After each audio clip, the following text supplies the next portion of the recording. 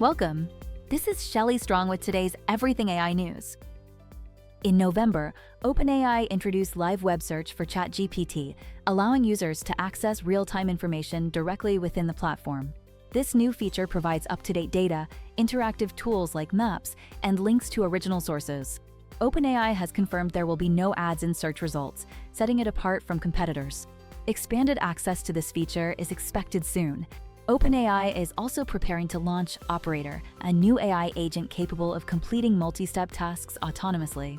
From booking flights to coding, Operator aims to streamline workflows and elevate user productivity. This tool, set to debut in January, reflects the industry's increasing focus on AI agents. Meanwhile, Perplexity AI is making waves in e-commerce with its Buy with Pro subscription service.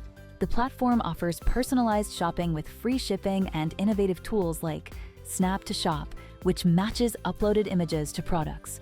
Despite its innovation, Perplexity faces challenges from major publishers over content rights considerations. As we move into 2025, expect to see changes in AI policy. With a focus on deregulation and private sector leadership, this shift could spur innovation, but raises concerns about long-term safety and ethics.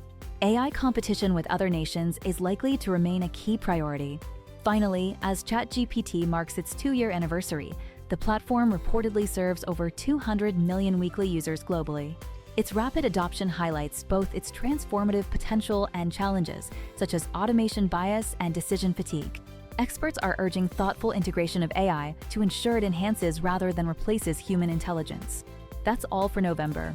See you next month for more AI news.